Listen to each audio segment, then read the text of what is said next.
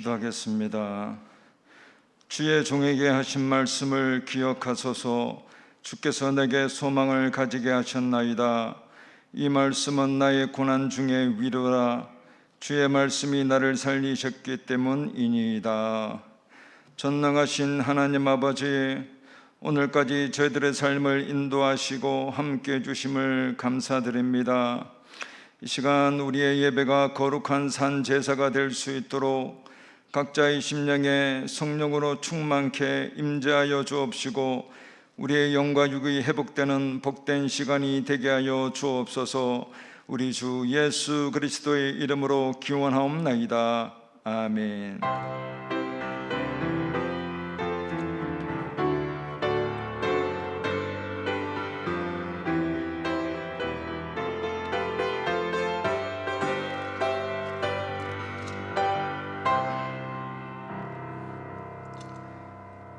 다 같이 찬송가 272장 찬양하시겠습니다.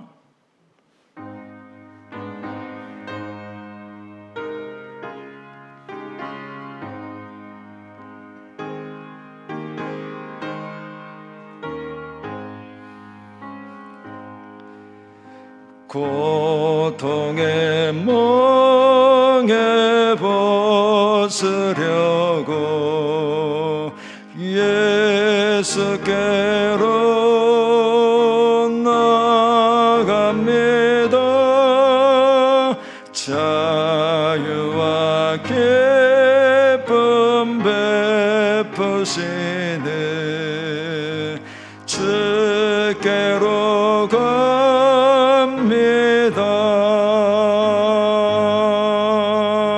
병든 내 몸이 튼튼하고 빈궁한 삶이 부해지며 죄악을 벗어버리려고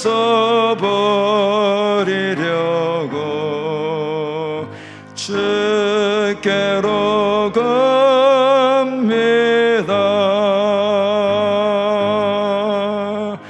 낭패와 실망 당한 뒤에 예수께로 나갑니다. 십자가 은혜 받으려고 주께로 갑니다.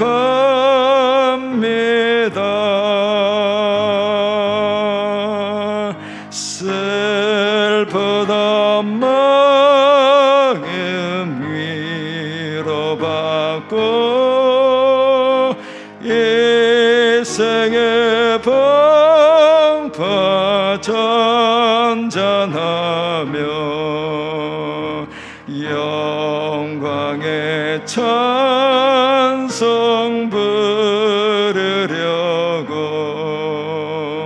주께로 갑니다.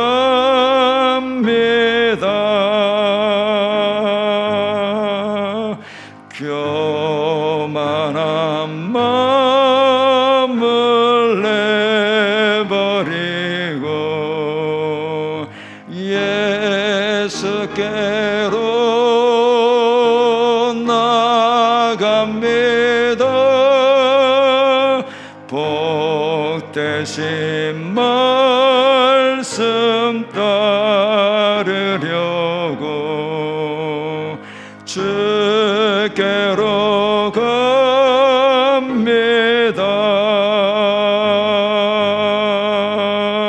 실망한 내 몸 힘을 얻고 예수의 크신 사랑받아 하늘의 기쁨 맛보려고 주께로 갑니다.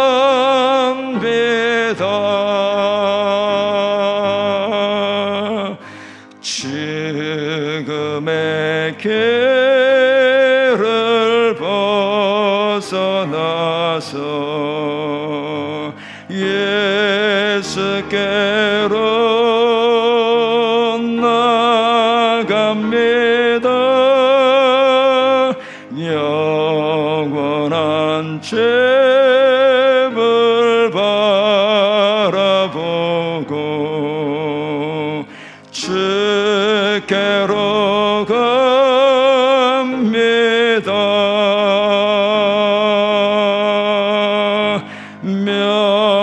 멸망의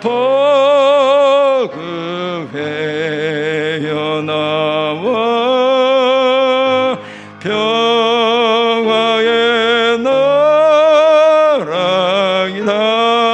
다다라서 영광의 주를 배우려고 주께로 갑니다.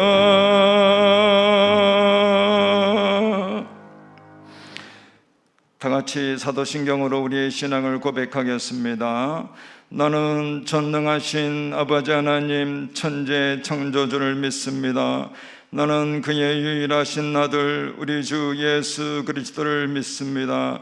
그는 성령으로 잉태되어 동정녀 마리아에게서 나시고 본디오 빌라도에게 고난을 받아 십자가에 못 박혀 죽으시고 장사된 지 사흘 만에 죽은 자 가운데서 다시 살아나셨으며 하늘에 오르시어 전능하신 아버지 하나님 우편에 앉아 계시다가 거기로부터 살아있는 자와 죽은 자를 심판하러 오십니다. 나는 성령을 믿으며 거룩한 공교회와 성도의 교제와 죄를 용서받는 것과 몸의 부활과 영생을 믿습니다. 아멘.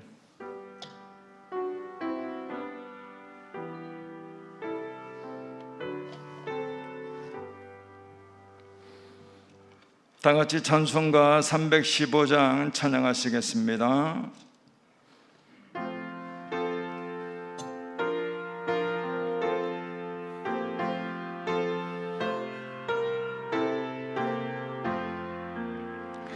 내 주 되신 주를 참 사랑하고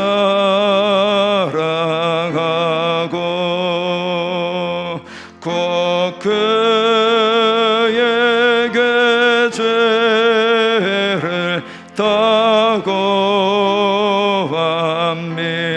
다고합니다. 그는 은혜를 주시 내 예수시니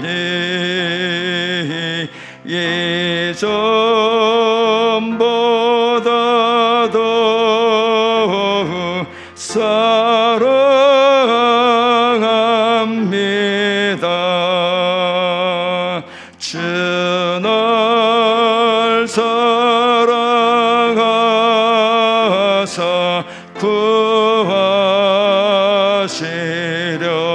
구하시려고 저 십자가 고난 당하셨도다. 그것이 간쓰시 내 주 배우니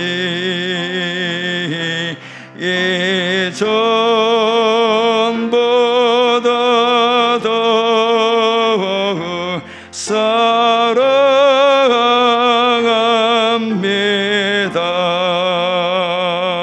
내 평생에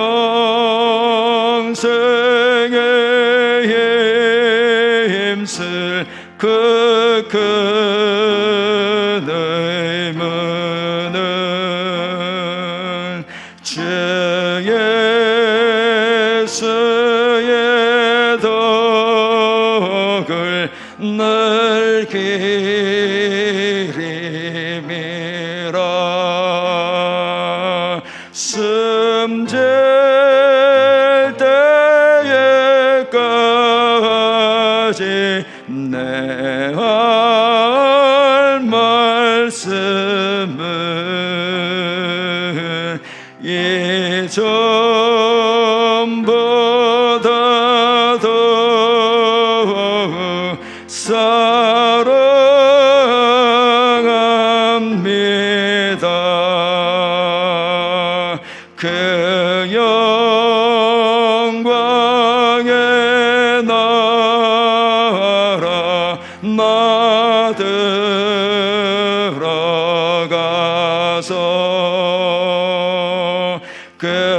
풍성한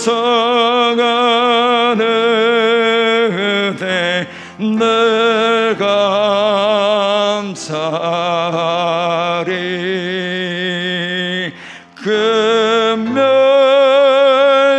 금멸력은 쓰고 나 찬송할 말 이전보다 더욱 사랑합니다.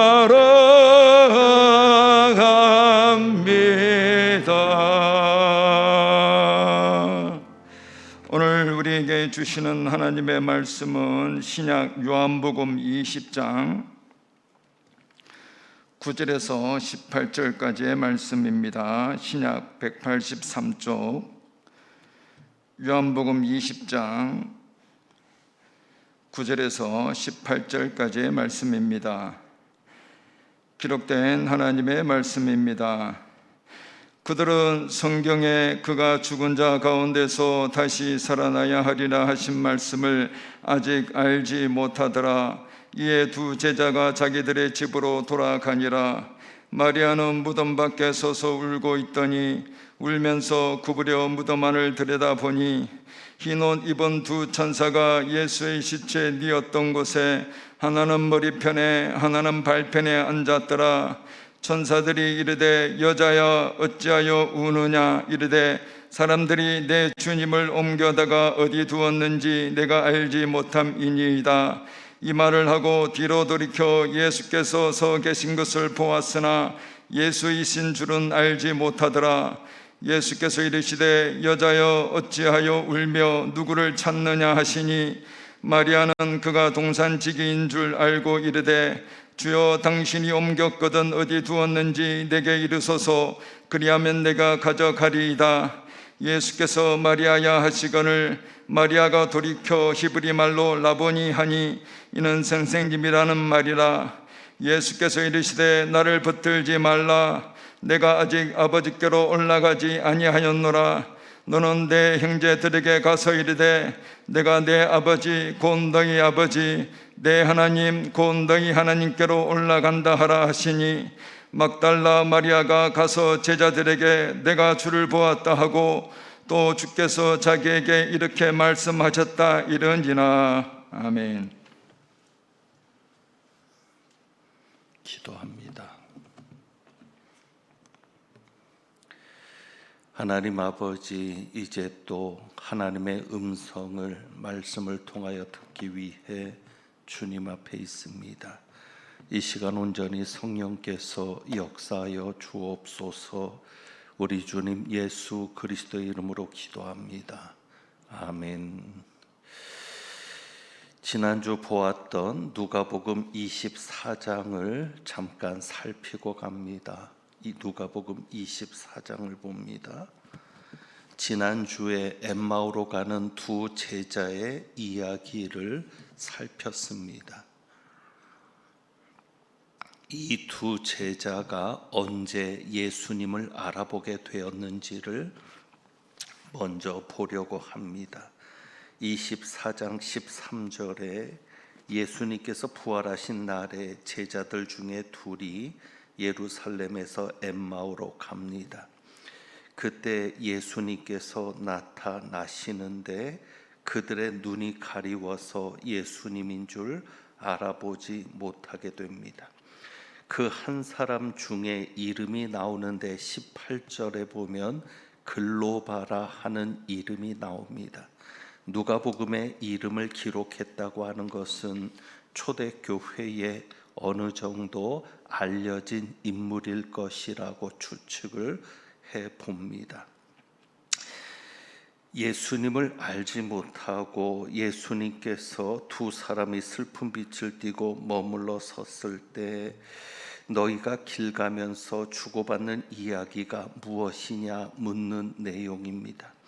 그리고 그들의 대답이 쭉 나오게 됩니다.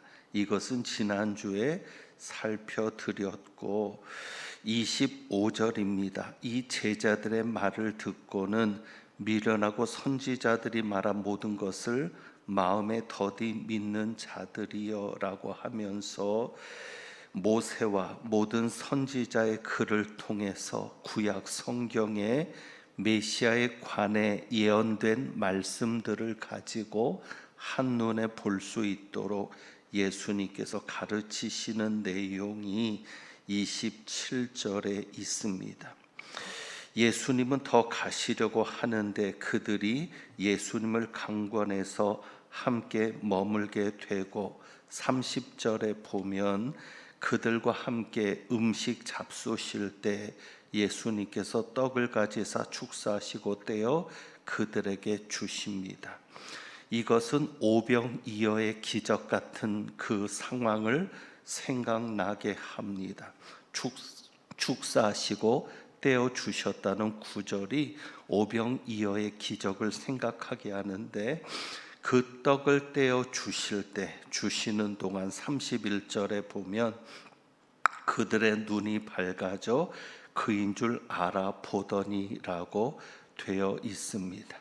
떡을 주시는 동안 그들의 눈이 열려서 그제서야 예수님인 줄 알게 되었는데 이미 예수님은 그들에게 보이지 않게 된 상황입니다.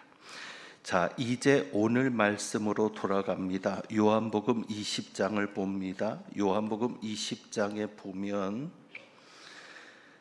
안식 후 첫날 일찍이 아직 어두울 때라고 되어 있습니다. 막달라 마리아가 무덤에 와서 돌이 무덤에서 옮겨진 것을 보았다라고 되어 있는데 1절에는 다른 복음서들과는 달리 다른 여인들의 이름이 기록되지 않고 막달라 마리아의 이름만 기록됩니다.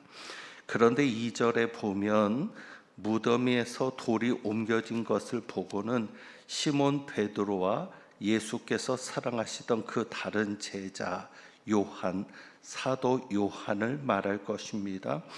그들에게 가서 이 마리아가 말을 할 때 우리가 알지 못하겠다. 사람들이 주님을 무덤에서 가져다가 어디 두었는지 우리가 알지 못하겠다라고 해서 우리라고 표현을 합니다. 여기 달려갔다라는 것은 단수로 표현되어 있습니다. 그러니까 원어적으로 보면 마리아만 달려간 것으로 보입니다. 다른 복음서에서 보는 것처럼 여러 여인들이 함께 했습니다. 그런데 달려가서 이야기한 것은 마리아만 이야기한 것이고, 마리아가 내가 알지 못하겠다라고 하지 않고 우리가 알지 못하겠다라고 한 것은 다른 복음서에서처럼 막달라 마리아의 이름만 있지만 막달라 마리아만 무덤에 간 것이 아니라 다른 여인들이 함께 했던 것을 알 수 있습니다. 자, 그리고 이제 그 제자 둘입니다. 그 제자들이 다름질하는데 사도 요한이 무덤에는 먼저 도착합니다. 그런데 들어가지는 않았습니다. 세마포 놓인 것은 보았지만 사도 요한은 들어가지 않았는데 시몬 베드로는 무덤에 들어가서 보게 되었다는 내용이 있습니다. 그리고 여기 8절에 보면 그때야 무덤에 먼저 갔던 그 다른 제자도 들어가 보고 믿더라라고 이야기를 합니다. 들어가 보고 믿더라. 여기에 여러 견해가 있습니다. 9절에 보면 그들은 성경에 그가 죽은 자 가운데서 다시 살아나야 하리라 하신 말씀을 아직 알지 못하더라. 그러니까 예수님의 부활에 관한 말씀을, 성경에 기록된 그 말씀을 아직 알지 못했다. 그래서 여기 믿었다라는 것은 예수님의 부활을 믿은 것이 아니라 마리아의 말처럼 시신이 없어졌다는 말을 그제야 보고 믿게 되었다, 이렇게 해석할 수도 있었던 것으로 생각이 되고, 또 한 가지 해석은 다른 제자도 들어가 보고 믿더라. 그래서 사도 요한은 믿었던 것으로, 베드로는 믿지 못했지만 사도 요한은 예수님이 부활하신 것을 믿었던 것으로 그렇게 해석할 수 있고, 하지만 둘 다, 베드로와 사도 요한 둘 다 성경에 부활이 예언되어 있었다는 것은 모르는 것으로 그렇게 이해할 수도 있습니다. 어쨌거나 오늘은 우리가 마리아를 주목합니다. 여기에 10절에 보면 두 제자가 자기들의 집으로 돌아갔다. 여기 자기들의 집은 다른 제자들과 함께 있었던 그 집을 말합니다. 자기들의 고향집이 아니라 다른 제자들과 함께 있었던 곳으로 돌아갔던 것이고, 마리아만 혼자 남아있는 상황입니다. 11절에 보면 마리아가 무덤 밖에 서서 울고 있더니라고 되어 있는데, 여기서 울었다라는 것은 대성통곡을 하는 것을 말합니다. 그냥 눈물을 흘리는 게 아니라 우리가 흔히 표현하는 대성통곡을 하는 상황이고, 무덤 안을 들여볼 때 흰옷 입은 두 천사를 보게 됩니다. 천사들이 여자에게 묻죠. 마리아에게 묻습니다. 그럴 때 마리아의 대답이, 사람들이 내 주님을 옮겨다가 어디 두었는지 내가 알지 못합니다. 내가 그래서 울고 있습니다. 라는 식의 대답을 합니다. 그럴 때 14절에 보면 뒤에 계신 예수님을 보게 됩니다. 이 말을 하고 뒤로 돌이켜 예수께서 서 계신 것을 보았으나 예수이신 줄은 알지 못하더라. 역시 마리아도 예수님을 보았지만 예수님인 줄은 알지 못하고 그저 동산지기인 줄만 압니다. 그래서 예수님께서 여자여 어찌하여 울며 누구를 찾느냐, 그럴 때 마리아는 동산지기인 줄 알고 주여 당신이 옮겼거든 어디 두었는지 내게 이르소서, 그리하면 내가 가져가리이다. 당신이 주님의 시신을 두었다면 어디 있는지 알려주면 내가 그 시신을 가져가겠다라고 말합니다. 자, 여기에서 주여라고 했던 것은 마리아가 예수님을 알아보고 주여라고 한 것이 아니라 그 당시 일반적인 호칭입니다. 주여라고 하는 이 호칭은 그 당시 예수님에게만, 우리가 신앙 고백하듯이 예수님에게만 사용할 수 있는 그런 호칭이 아니라 일반적으로 여성이 성인 남성을 높여 부를 때 사용할 수 있는 일반적인 호칭이 됩니다. 자, 이제 16절에 보면 예수님께서 마리아의 이름을 부르십니다. 마리아야 하시니 마리아가 돌이켜 히브리 말로 라보니 이렇게 말을 합니다. 라보니라는 것은 나의 선생님이라는 뜻입니다. 그러니까 예수님께서 마리아의 이름을 불렀을 때 마리아가 그제서야 예수님인 것을 알아보게 됩니다. 나의 선생님 하고 부르면서 예수님과 마리아의 관계가 회복되는, 다시 예수님과 마리아의 관계가 이어지는 것 같은 상황이 펼쳐집니다. 그때 예수님께서 이렇게 말씀하시죠. 나를 붙들지 말라. 이것은 현재 진행에 대한 금지입니다. 다시 말하면 계속 나를 붙들고 있지 말아라, 이런 의미가 됩니다. 그러니까 마리아가 예수님을 붙들려고 하니까 만류한 것이 아니라 무의식적으로 마리아가 너무 좋은 마음에 예수님을 붙든 겁니다. 그러니까 예수님은 계속 붙들고 있지 말아라 하는 그런 의미로 말씀하시는 거고, 내가 아직 아버지께로 올라가지 아니하였노라. 그러니까 이전 성경에는 만지지 말라 그러는 것인데 실제로는 붙드는 것을 말합니다. 단순히 만지는 것이 아니라 붙잡는 것을 말하는데, 마리아가 반가움에 예수님을 잡고 매달렸던 것을 알 수 있습니다. 자, 우리가 이 두 성경을 비교해 보았습니다. 누가복음의 말씀과 요한복음의 말씀을 비교해 보았는데 차이가 어디에 있습니까? 두 제자가 예수님을 만난 이야기와 마리아가 예수님을 만난 이야기, 이 두 차이가 어디에 있습니까?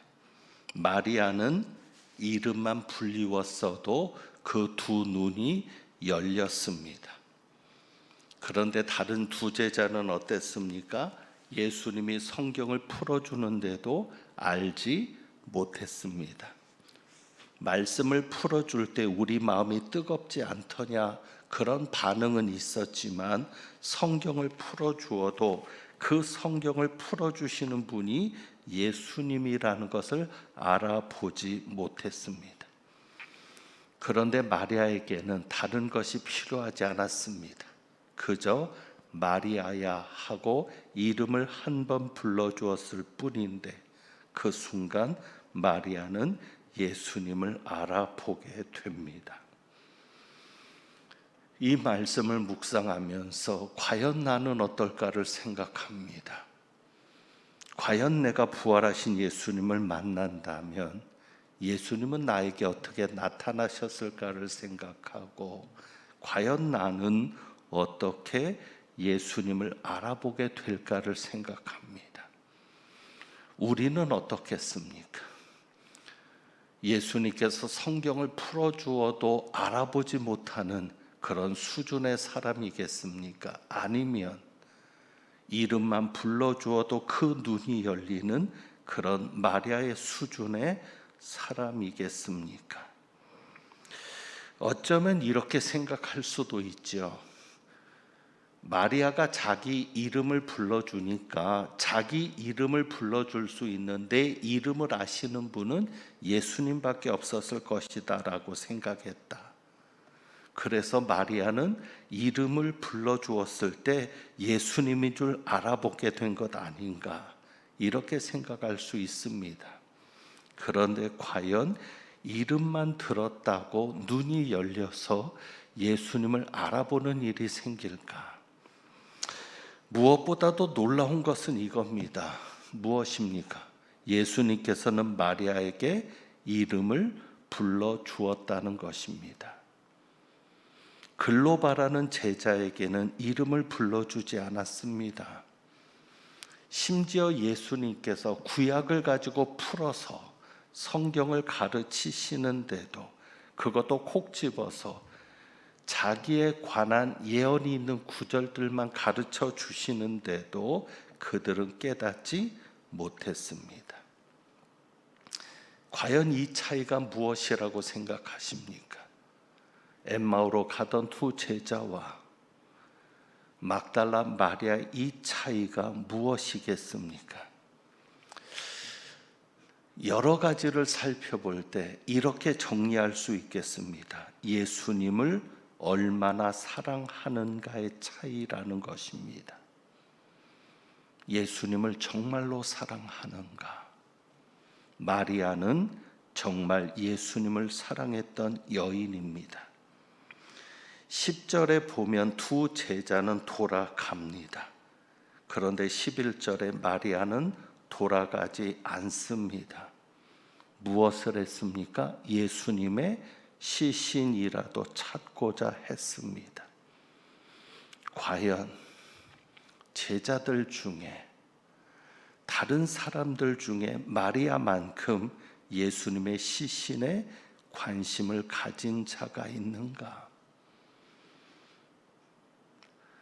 단순히 예수님의 시신이었기 때문입니까? 아닙니다. 누구보다도 예수님을 사랑했기 때문에 예수님의 시신만이라도 자신이 거두고자 했던 바로 그 마음입니다.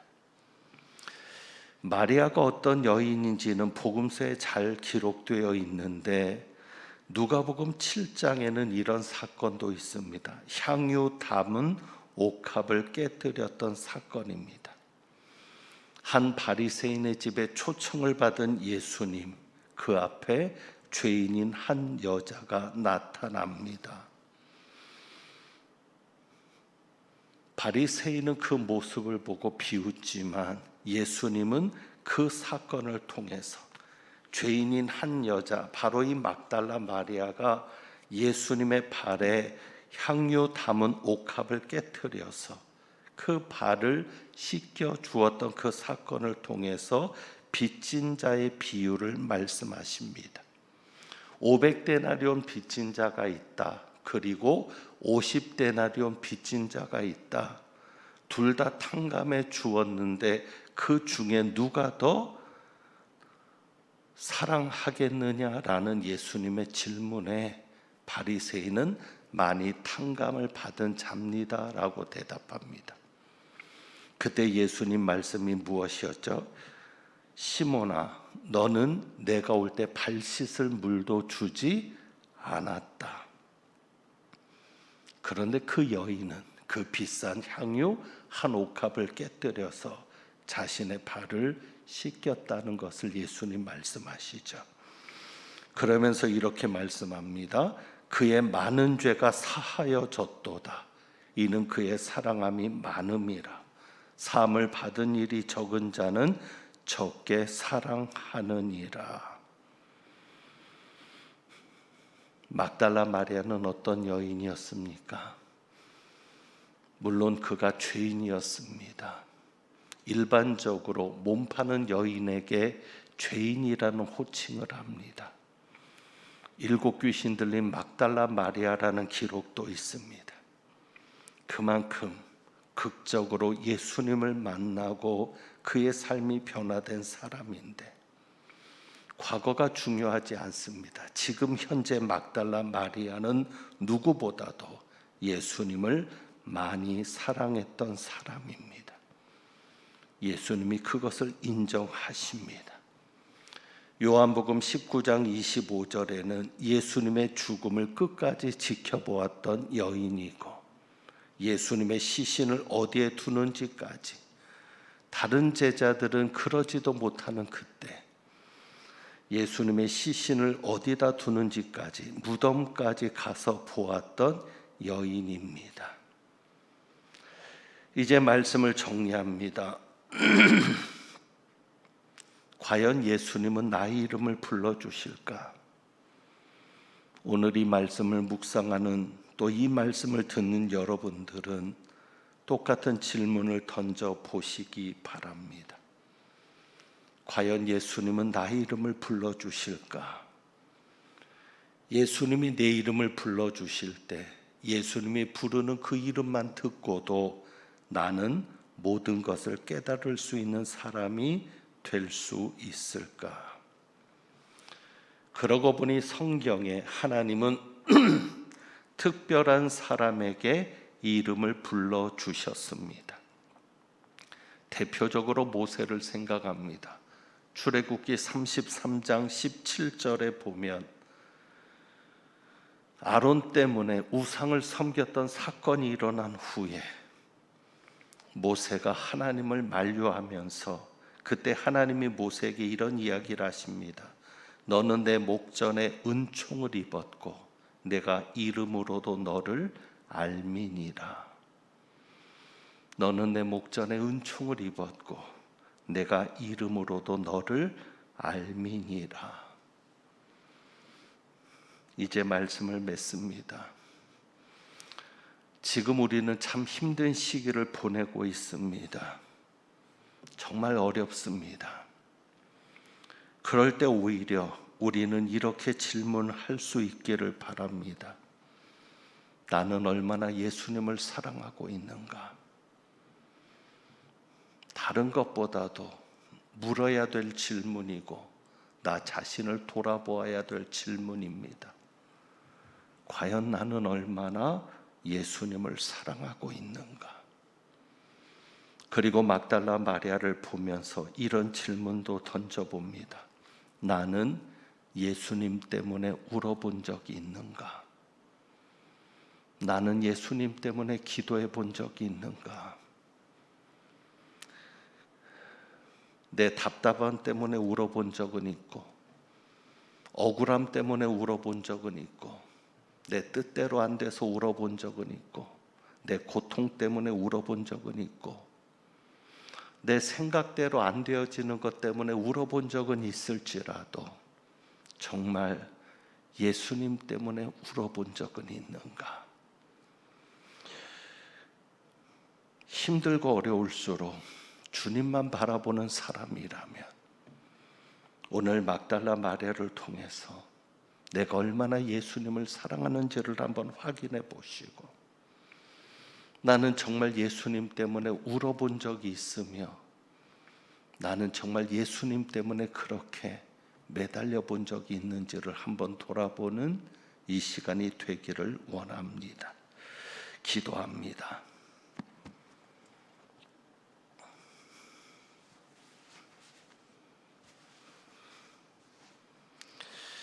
하나님 아버지, 어렵고 힘들수록 정말 순수하게 하나님을 사랑했던 그 첫사랑, 그 순수한 사랑을 회복하기를 원합니다. 나 때문에 힘들어하고 슬퍼하는 것이 아니라 예수님 때문에 슬퍼하고 예수님 때문에 힘들어하고 간절하게 기도하게 되는 저희의 삶이 되기를 원합니다. 그래서 주님을 만났을 때 이름만 불러주셔도 그것으로 모든 것이 다 되어지는 그런 은혜 가운데 살기를 원합니다. 주여 도와주옵소서. 성령님 역사하여 주시옵소서. 우리 주님 예수 그리스도의 이름으로 기도합니다. 아멘. 찬송 드립니다. 찬송가 314장 가사를 깊이 생각하면서 찬송합니다.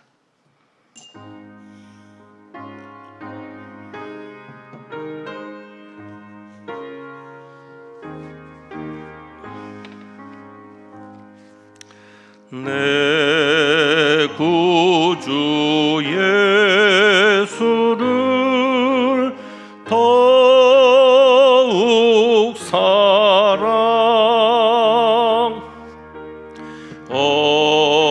엎드려 비는 말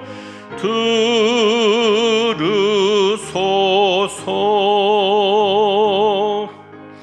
내 진정 소원이 내 구주 예수를 더욱 사랑,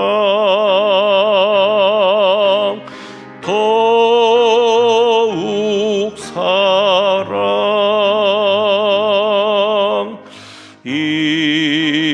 이전엔 세상 나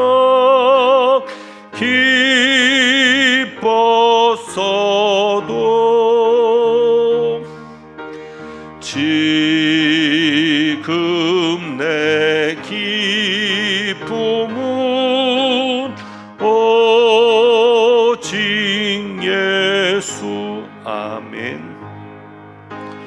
다만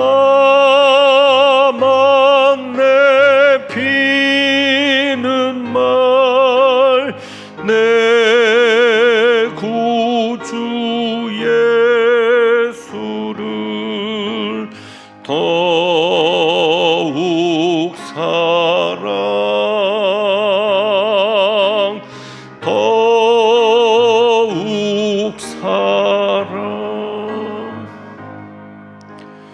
이 세상 떠날 때 찬양하고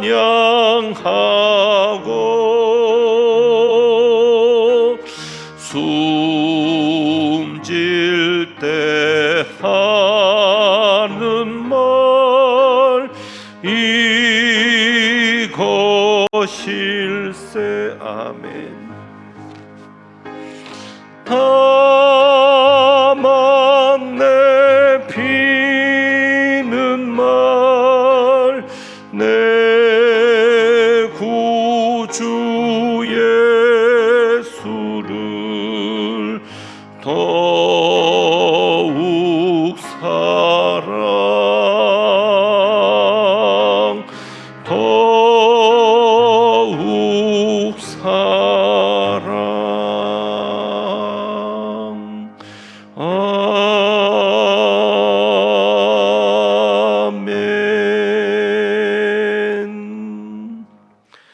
드리신 예물 위에 기도합니다. 우리의 구주 되시는 예수님을 더 사랑하는 마음으로 주님 앞에 귀한 예물을 봉헌합니다. 드린 예물 기뻐 받으시고 날마다 우리를 사랑하시며 우리 편이 되어 주시는 그 하나님의 사랑을 더 깊이 경험하며 살아가는 복 있는 삶이 되게 하옵소서.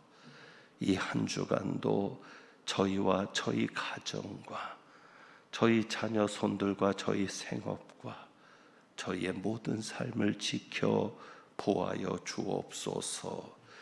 우리 주님 예수 그리스도의 이름으로 축복하며 기도하옵나이다. 아멘. 교회 소식은 주보를 참고해 주시기를 원합니다. 유치부는 오늘도 온라인으로 여름 성경학교가 진행이 되니까 위에서 기도해 주시고 관심 가져 주시기를 바랍니다. 소년부에서 사역하시던 유년부에서 사역하시다가 올해부터 소년부를 맡아서 사역하셨던 김진구 목사님께서 오늘부로 사임하시고 다른 교회 부목사로 부임하게 됩니다. 위에서 기도해 주시고 그동안 수고 많으셨는데 위로해 주시기를 부탁드립니다. 사회적 거리두기 조정 때문에 저희가 참 힘든데 이번에 법원 판결로 인해서 대면 예배를 금지하는 것에 대한 것은 풀렸습니다. 그래서 비대면 예배는 풀렸고 대면 예배로 드릴 수 있도록은 되었는데 문제는 19명이라는 제한을 걸어 놨습니다. 그전에도 비대면 예배를 할 때 예배를 위한 필요 인원은 19명까지 허락이 되었었는데 그것은 달라지지 않고 대면 예배를 하더라도 19명까지만 참석해야 된다. 그리고 또 한 가지가 무엇이냐면 저희만 해도 영상으로 몇 군데서 예배를 드릴 수 있는데 그런데 그것이 아니라 한 교회에서 예배실이 여러 개가 있어도 한 교회에서 19명만 예배를 드릴 수 있다. 이렇게 지시가 내려왔습니다. 제가 지시라고 표현한 것은 너무 강하게 이런 것들이 내려오기 때문입니다. 그 지시를 어겼을 때에 만약에 그것이 적발이 되었을 때는 어떻게 행정 조치를 하겠다고 하는 것을 강하게 어필을 해서 내려보내기 때문에 지시라고 밖에는 표현할 수가 없는데 그러니까 교회 규모에 상관이 없는 겁니다. 몇천 명이 모이는 교회도 19명만. 그래서 비대면 예배가 해제되었어도 결국은 큰 교회들은 똑같은 상황이 됩니다. 저희만 해도 이전에도 170명까지 들어올 수 있었기 때문에 100명 이상씩 와서 예배를 드렸는데 20%의 제한이 있을 때도 그랬는데 그러면 19명만 들어오게 하고 나머지 분들은 어떻게 하냐? 돌려보내야 되는데 사실 그것도 쉬운 일이 아닙니다. 그래서 지금 고민하고 기도하고 있습니다. 그래서 우선은 다음 주까지는 그냥 이 형태를 유지하고 더 고민하고 기도해 보려고 합니다. 우리 장로님들도 어떻게 하는 것이 좋을까를 지금 고민하면서 기도하고 있는데 그래서 논의 중에 있습니다. 19명까지만 예배를 드릴 수 있는데 그러면 그 19명은 어떻게 추려낼 것이냐? 만약에 19명 넘게 오면 돌려보내야 되는 상황인데 그럴 때 그 돌아가는 교인들의 마음은 어떻게 할 것이냐? 그렇다면은 그냥 비대면으로 계속 가는 것이 지금처럼 하는 것이 어차피 인원 제한이 19명이라면 그것이 더 낫지 않겠느냐? 그런 생각도 들고, 그래도 19명씩이라도 모여서 예배를 드려야 되나라는 생각도 들고 여러 가지 복잡함이 있습니다. 정말 힘든 때입니다. 여러분이 기도해 주시고, 그럼에도 불구하고 분명 하나님께서는 이 일을 통해서도 하나님의 뜻을 이루어 가실 줄 믿습니다. 우리가 경험한 하나님은 모든 것이 합력하여 선을 이루게 하시는 하나님입니다. 우리가 하나님을 사랑하기 때문에, 또 하나님의 뜻대로 부르심을 입은 자임을 믿기 때문에 우리가 하나님을 붙들고 있는 한 분명히 이 상황을 통해서도 하나님께서 역사하는 일이 있을 줄 아는데, 빨리 이 상황이 끝날 수 있도록 기도해 주시기를 부탁드리고, 어떤 방향으로 나가는 것이 좋을지 기도하며 고민 중에 있으니까 어떤 결정이 되어지든 여러분에게 또 전체 문자로 해서 그때그때 방역 당국의 지침에 따라서 변동되는 것들이 있으면 그때그때 여러분에게 문자로 드리도록 그렇게 하겠습니다. 축도하겠습니다.